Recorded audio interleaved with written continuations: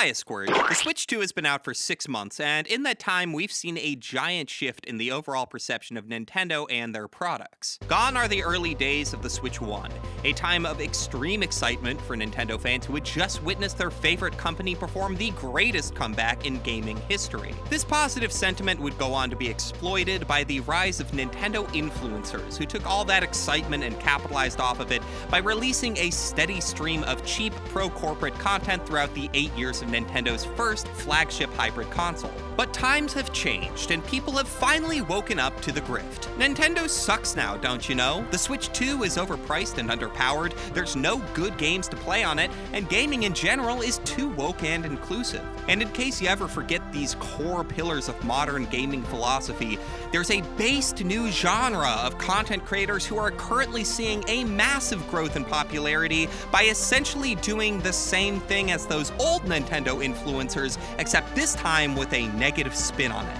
The online Nintendo discourse is currently dominated by two polarized camps: adults who have an unhealthy parasocial relationship with a company who can do no wrong in their eyes, and adults who call you the R word for buying Mario Kart. And reality is, as always, somewhere in the middle. I've got serious qualms with some of Nintendo's recent anti-consumer pricing and business practices, but I am overall very happy with my purchase of the Switch 2. I am also a Nintendo fan by nature and recognize that if you aren't, this system probably isn't worth buying for you right now. I will say, one thing Nintendo has going for it over the competition is that they actually release video games.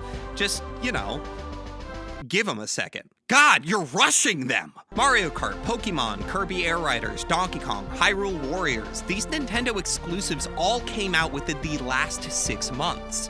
Sony, on the other hand, had 2 within the last year, and Microsoft just gave up entirely and went into defense contracting. Nintendo's Switch 2 launch lineup was all leading up to this: Metroid Prime 4, a game announced way back in 2017 before restarting its development with good old Retro Studios in 2019. Fans have been anticipating this game for so long that it almost seemed like it would never actually release. And yet, here it is, the long-awaited sequel of one of the most critically acclaimed video game franchises of all time, and it sucks. Like, it seriously sucks. Typically, I think hatred for Nintendo games is overblown and very one-note, but in this case, I actually think the critical reception for Prime 4 is way more favorable than it deserves to be. This game isn't just underwhelming, it didn't just not live up to unrealistic expectations. This game is horrible.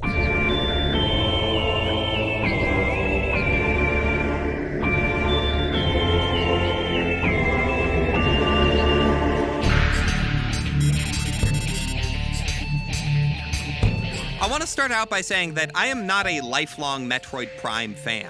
I absolutely love Dread as well as Fusion, but I only played the remaster of Prime 1 when it released back in 2023, which I thought was great, but I'm definitely partial to the 2D games overall. However, I'd be lying if I said there weren't a few positives of Prime 4 that it shares with its predecessor.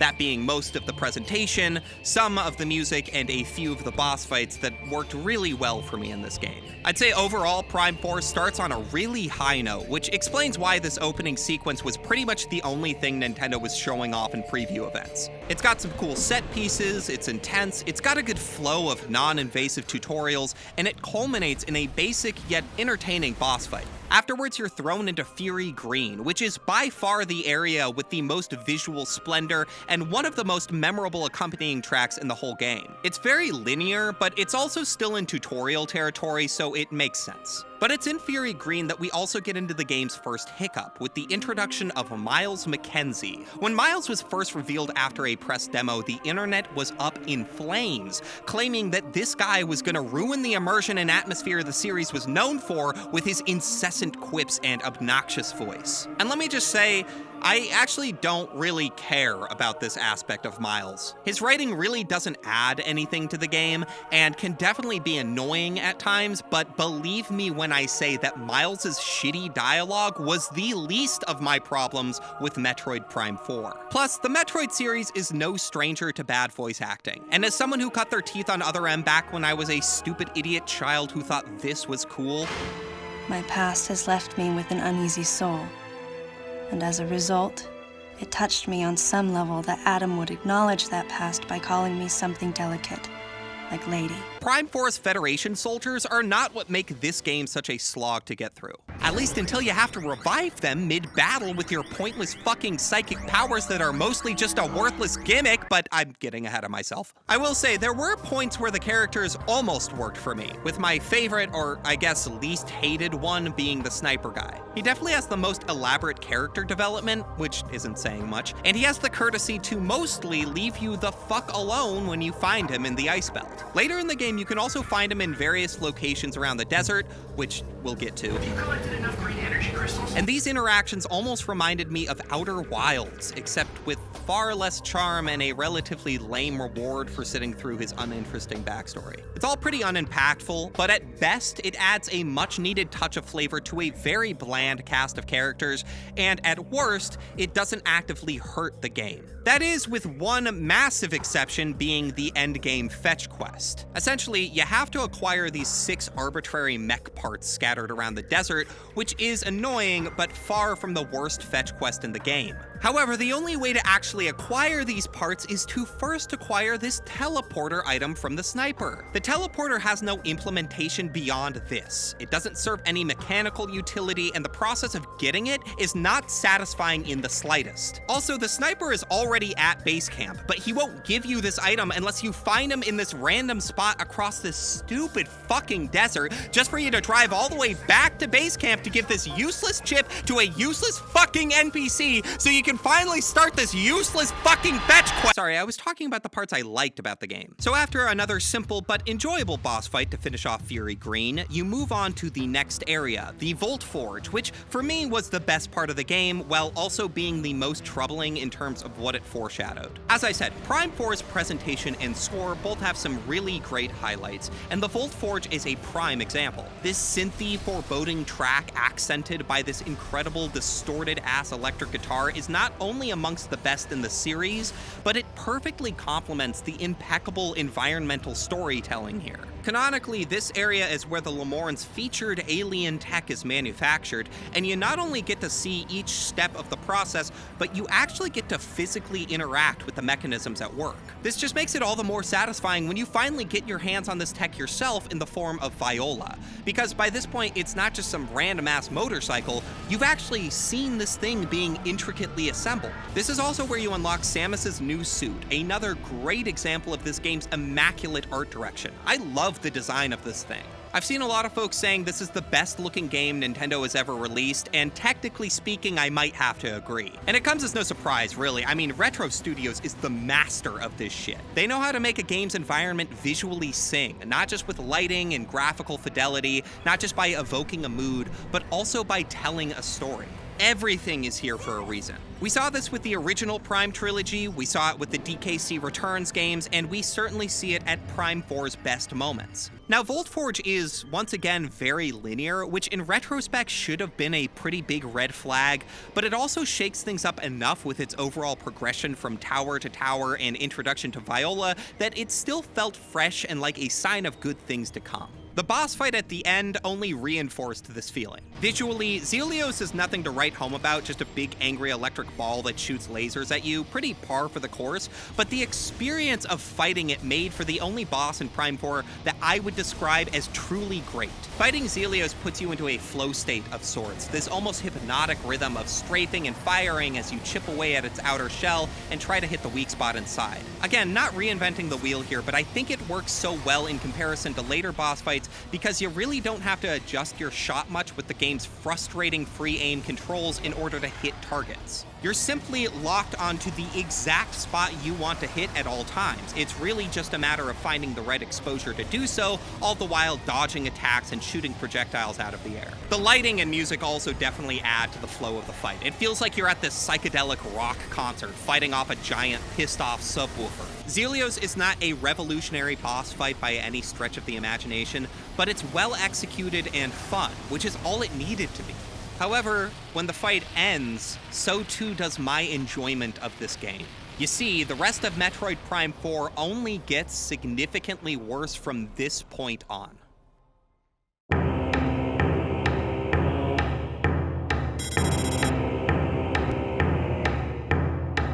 game's severe dip in quality is almost immediately noticeable the second you are set loose into Soul Valley, the central desert hub area of the game that I ironically found to be completely soulless. Hey, thanks for watching. Soul Valley has rightfully been criticized in nearly every review I've seen of Prime 4, but I'm here to tell you that the sheer amount of shit people have talked about this desert area is not enough! It's a sorry excuse for connective tissue between the 5 main areas of the game, giving off the lazy impression of a boring open world, yet somehow even failing to live up to its own cheap mockery. In short, it's a desert, both environmentally and in terms of things to actually do here. Within 5 minutes, you will see almost everything Soul Valley has to offer. Now, Viola is crucial to navigating the desert, and while I think it controls decently well and was pretty fun as a means of transportation around Voltforge, the novelty wears off pretty quick in Soul Valley. There are a grand total of 3 enemies you encounter on Viola throughout the entirety of the game, all of which are more so a nuisance rather than actually challenging or engaging. They all consist of the same exact strategy. Wait for the game to automatically lock onto a target and then press a button to fire a projectile at them. That's it. On occasion, you'll have the opportunity to boost through them, but this often requires you to go out of your way to do so and gets old really fast. Speaking of fast, Viola certainly isn't, which is largely thanks to the game forcefully slowing the vehicle down in certain areas. Now, on the one hand, this makes sense while you're driving through the more narrow spaces, but it also means that the only times you're really allowed to go full speed is in the desert. And by the end of the game, the desert really just felt like a prolonged, glorified loading screen, and an ugly-ass one at that, ultimately negating whatever sense of speed I once felt traversing it. I really wish the game didn't limit your speed in areas like the flare pool and instead just trusted the player with controlling their own speed, an option that would certainly have been easy to implement if the Switch 2 had analog shoulder buttons, but alas, we're stuck with the game telling us how fast we're allowed to go at all times. Now, Soul Valley is already lacking severely in terms of visual variety, especially for an area that you will unfortunately have to spend a good chunk of time in, but don't worry, because it's also completely lacking in terms of score. It's recently come to my attention that there is actually a radio function where you can at least choose some decent music to listen to as you're forced to drive through this miserable place time and time again. Only catch is that you have to pay real-world money to buy an amiibo that unlocks this feature, and no, it's not unlocked after 100% completion. This is a quality-of-life feature that costs an additional $30. Last time it was just $25. But in all fairness, while this feature would certainly be nice to have in my $70 game that I waited 20 years for, a good soundtrack still couldn't save just how horrendous Soul Valley really is. A lot of people have been comparing Metroid Prime 4's structure to classic 3D Zelda games like Ocarina of Time, with Soul Valley being the Hyrule Field equivalent. Now, personally, mentioning Prime 4 in the same breath as any of the beloved classic Zelda titles feels like a fucking abhorrent sin, but I suppose if that's the comparison people want to go with, I'd have to argue that Soul Valley feels a lot more comparable to the Sky from Skyward Sword rather than Hyrule Field from Ocarina of Time. Jesus Christ, I'm going to hell. For starters, the Sky also features a unique traversal mechanic as well as unique enemies. Likewise, it's also received a fair amount of criticism for feeling too sparse, serving as a somewhat obtuse tether for getting around the game's main areas while lacking in content of its own. However, I'd say there's still more to do in the skies above Hyrule than the offerings of Soul Valley. Plus, the environment itself is inherently more exciting than this bland fucking desert, in part because the game actually plays a good song at no additional cost. So just to recap, we're comparing the flaws of this brand new AAA release with an 8-year development cycle to a Wii game that released in 2011, and the latter still comes out on top. What the fuck happened in those 8 years? But the comparisons don't stop there. You see, another reason why Prime 4 has gotten so much side by side with the classic 3D Zelda games is because, like Skyward Sword, Prime 4 features a ton of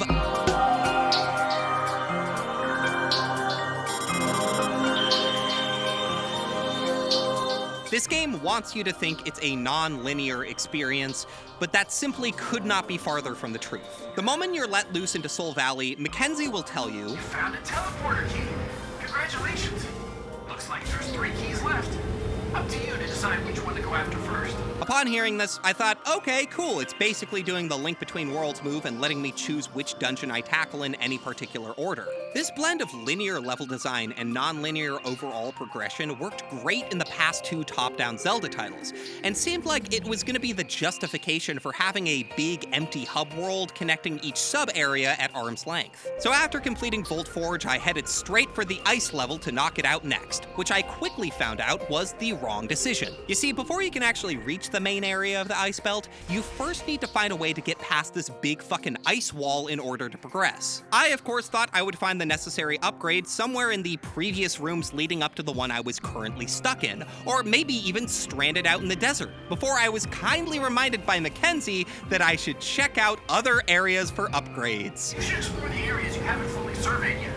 Have you checked out the volcano? This meant going to explore the flare pool, the fire area of the game. So I thought, why not just tackle that whole area first since I was already being forced to go there? But it turns out you're faced with an identical problem at the flare pool, except instead of not being able to progress past a wall of ice, you're stuck behind a lake of lava. Fortunately, my very good friend Mackenzie was right, and I was able to find the upgrade I needed to progress through the ice belt by exploring some preliminary rooms in the flare pool. And by that I mean, I was able to find the chip that unlocks the upgrade. In previous Metroid Prime games, if you find a new kind of beam or elemental attack, you just unlock it right then and there. But Prime 4 has this new revolutionary idea where instead of just finding the upgrade and immediately unlocking it, you first have to interrupt what you're doing for 15 minutes and backtrack all the way to see Miles Mackenzie, everyone's favorite guy, and then he installs the upgrade for you. Then you get to drive all the way back to whatever bullshit you were doing beforehand. And better yet, you get to do this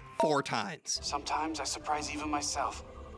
This one's a beaut. Miles, this is the 3rd time you've done the same exact thing. Anyway, after I finally made it back to the ice belt, the area which I was interested in exploring to begin with before being forced to take a 45-minute detour, the realization dawned on me that the biggest issue with Miles Mackenzie isn't his cringy dialogue, his forced escort missions, or even the mandatory backtracking. No, the real issue with Miles Mackenzie is that he is a dirty fucking rat liar son of a bitch. This is the same asshole who told you that it's up to you which of the 5 keys you go after first, but it's not. There is only one way to progress through this game's 5 main areas, so why is it cosplaying as an open world game with freedom of choice? Now, in some ways, the 3D and 2D Metroid games have always been like this. The whole concept of a Metroidvania revolves around this idea of exploring for new abilities that then go on to unlock further exploration, essentially just progressing through a series of blocks and keys with each key, in theory, expanding your moveset. By nature, this leads to backtracking not only in the Metroid series, but throughout the genre as a whole. Also, quick sidebar, but it's worth noting that the Metroid Prime series is not widely considered to be a true Metroidvania because it's not a 2D game. But the fundamental structure of progression remains the same, it's in the fucking name, and I just don't know what else to call it. So for the sake of simplicity, I'll be referring to Metroid Prime as a Metroidvania.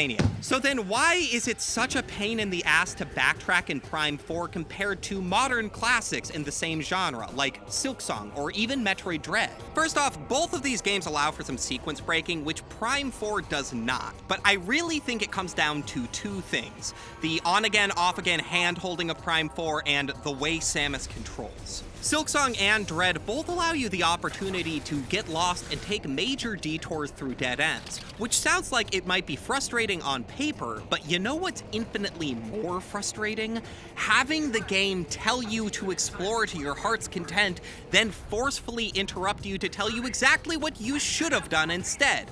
Because it not only trivializes the process of finding out what to do next, it makes it feel like a complete waste of time. Either just tell me where to go right off the bat, or let me figure it out at my own pace. For Christ's sake, forget Silksong and Dread, even Metroid Prime 1 had a better solution for this. Unlike Prime 4, there are often multiple doors and routes to choose from at any given location, as opposed to primarily having doors that just lead directly to the next stage of progression, save rooms, or an abundance of corridors. No, instead, Prime 1 often allowed you to get lost going in the wrong direction entirely, trusting the player to use the optional hints if they chose to. Prime 4, on the other hand, does not give you that choice, whether you want the hint or not. There were a few times when I tried using the radio function on the map screen to try and call in for a pointer, and literally every single time I got the same message. You get zero autonomy over when to get some help from the game, even though they seemingly built in the function to call for help on your own accord. You can reach me through the radio command on the map. Lying piece of shit rat motherfucker. Now, one thing I'd argue the Prime games have never really had going for them over their 2D counterpart is traversal, which also adds to the slog of backtracking. There is inherent fun to be had zipping around the world of Metroid Dread and Silksong, especially after you unlock features like the dash and float, as well as the beloved Shine Spark. Abilities that will completely change the way you revisit different areas on the map, making the act of backtracking a different kind of novelty. Suddenly, there's this opportunity for a new self-imposed challenge of getting from point A to point B in the fastest way possible. Prime 4, on the other hand, is the same pace the whole game. Abilities like the lasso and grapple beam, the psychic lasso and psychic grapple beam are rigid and underutilized. The lasso in particular is a complete joke, only having utility in very specific instances after the game forces you to scan an object that you already know can be lassoed, just for the game to reveal in your scan that it can, in fact, be lassoed. It just slows everything down to such a ridiculous degree. There was even this instance in Flare Pool where one of the NPCs told me to scan this enemy's shield to reveal that it can be lassoed. Then I died, and I had to scan the shield again just for the game to tell me something I already knew before I scanned it the first time. Also, I had to hear this god-awful line of dialogue repeated twice. Piece of cake. Red velvet cake. I seriously hope the voice actor sues Nintendo for defamation because that line is career-ending. But even if all of that wasn't enough, I still think there's another reason why Prime 4's backtracking sucks so bad. Let's return to Skyward Sword, a game that also features extensive backtracking, yet is far more engaging when it comes to its implementation. Revisiting the main areas in the second half of the game not only sees them greatly expanded with new sub-areas, but also sees them in a completely different state than before. For example, when you return to this lush green forest for the second time, it's completely flooded. Re-exploring a once familiar area feels a lot more justified when that area is no longer familiar. So when Metroid Prime 4 has you returning to the Volt Forge not just once, but 2 separate times, neither time feels justified because nothing has changed. Besides a repeated boss fight on your 3rd visit, there aren't even any new obstacles or sub-areas in Volt Forge. You just backtrack, immediately get what you came for, and leave. To put it delicately, it's boring as fucking fuck. And remember, this is my favorite area of the game.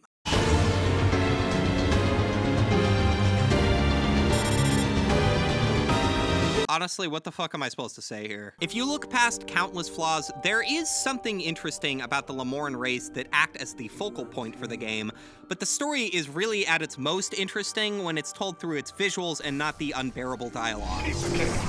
Red velvet. Once again, at its best, this game has brief moments of feeling like Outer Wilds. Exploring this long-lost civilization that, in spite of a looming disaster, left a trail of breadcrumbs for a distant observer to carry on their legacy into a future they know they won't live to see. There are some genuinely cool moments here, but they unfortunately drown out in a sea of nonsense and garbage that comes in the form of the Federation soldiers and Sylux. Sylux has been teased for decades as this big, bad ultra nemesis for Samus to finally face off against, and he's barely in the game.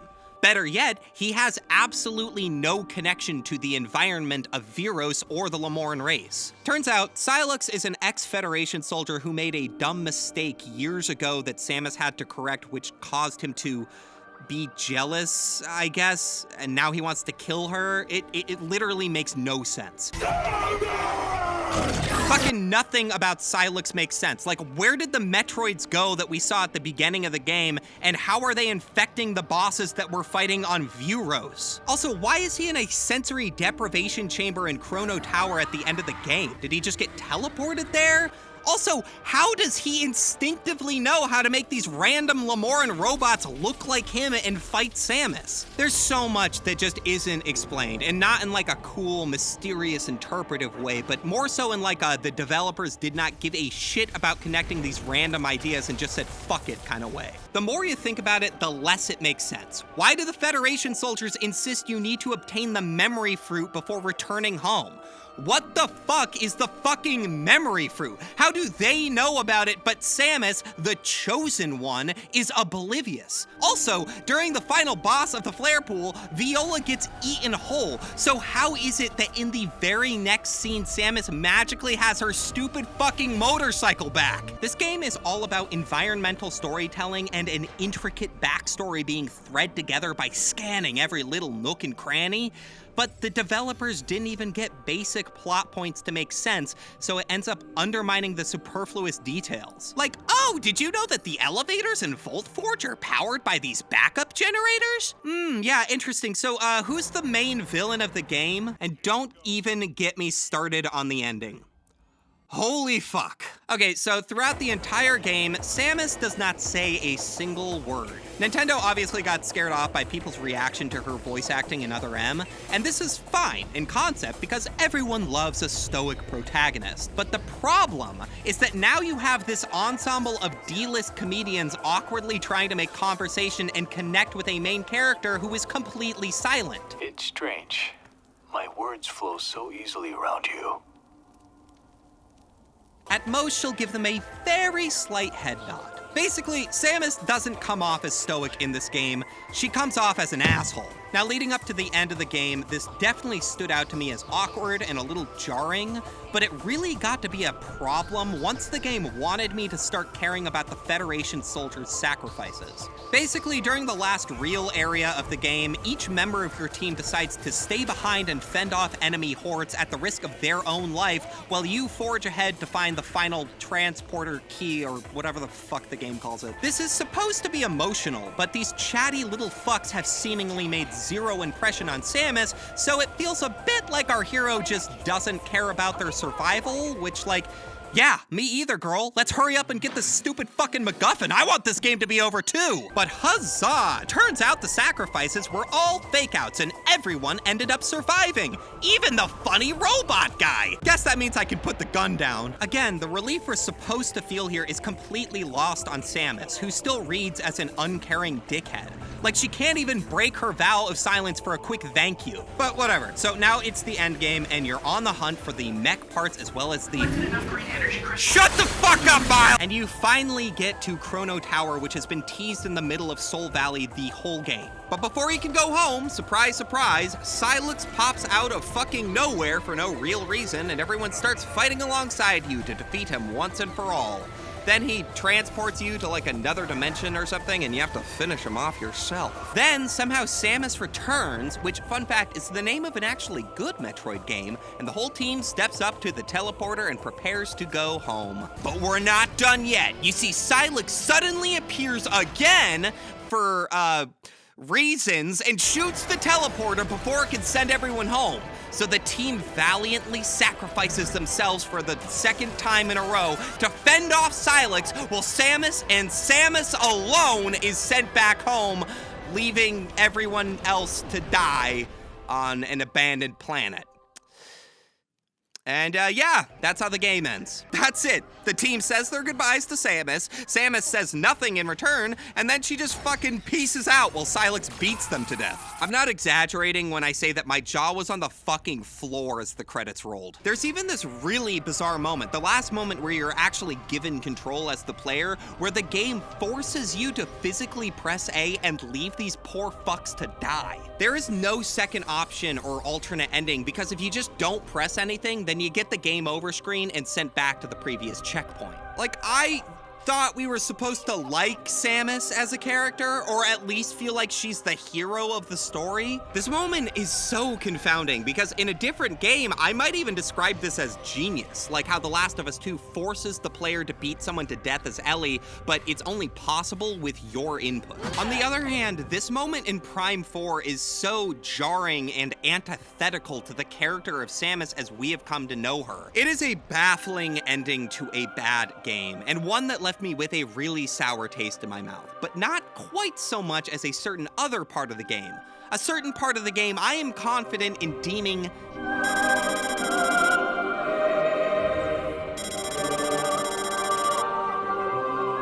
This will certainly come as no surprise to anyone familiar with the current discourse surrounding Metroid Prime 4, but the worst part of this game is by far the mandatory yet completely unnecessary green energy crystal fetch quest before the final boss. Throughout the game, Miles will occasionally remind you to collect these green energy crystals scattered throughout the desert, which seems like it would be an optional side quest to obtain a few upgrades.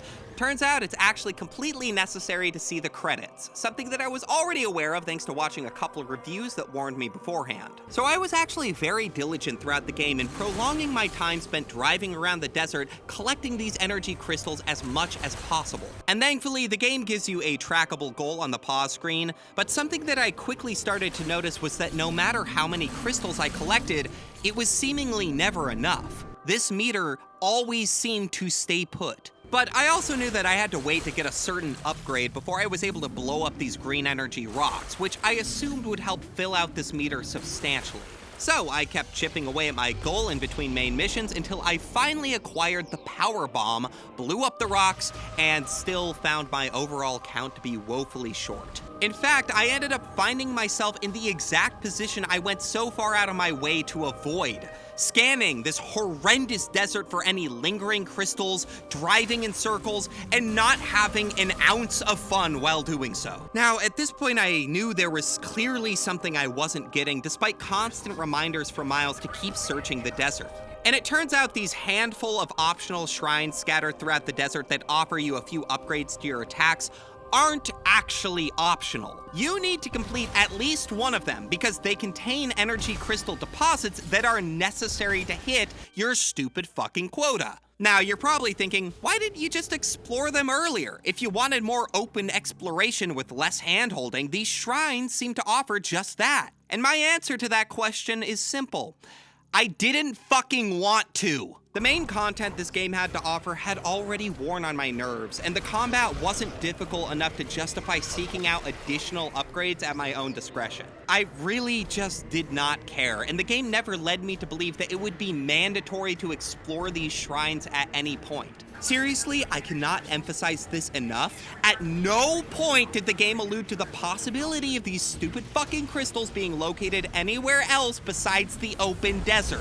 The same game that kept me on a leash for my whole playthrough also let me drive aimlessly in search of a pointless currency for 2 hours without ever once thinking to give me a pointer. And the funniest part is, if you end up exploring these handful of shrines in the desert, they will provide you with almost all the green energy crystals you need to see the endgame. You will barely have to do any of this aimless driving whatsoever, a process that single-handedly destroyed any goodwill I had left towards this god-awful experience. So how are the shrines? They clearly took a page out of Breath of the Wild's book, a game that has a lot of filler shrines, but also has a total count of 120, so a few duds here and there were forgivable. Metroid Prime 4 has 6 shrines total, and let me tell you, they all suck.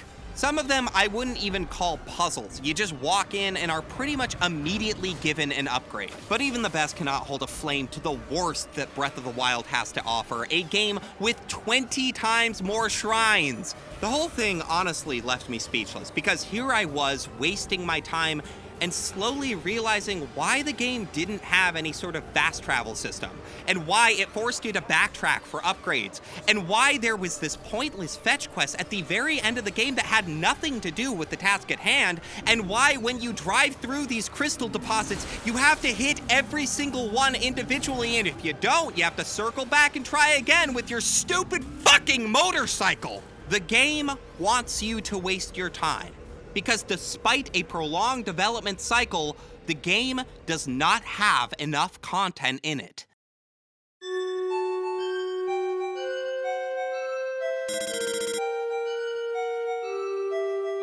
I spent roughly 12 hours with Metroid Prime 4, and yet somehow I was ready for it to be over long before I reached the credits. Normally, I would say a $70 game should get you more than just 12 hours, but I found myself grateful for the ultimate lack of content, and if it were any longer, I probably wouldn't have forced myself to finish it.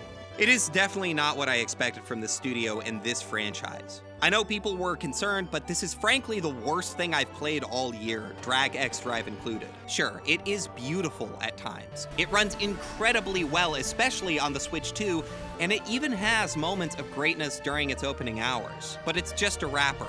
It is flashy packaging for an experience that left me feeling hollow. If you take away the presentation, the music, then what are you left with? Horribly written NPCs and a silent protagonist who comes off as a sociopath? A villain that is not only underdeveloped, but doesn't even fit into a weak story that he is almost entirely absent for? A control scheme that is either at best boring or at worst frustrating? Archaic hand-holding hints when you don't need them, and an infuriating lack of direction when you do? In truth, you are left with nothing.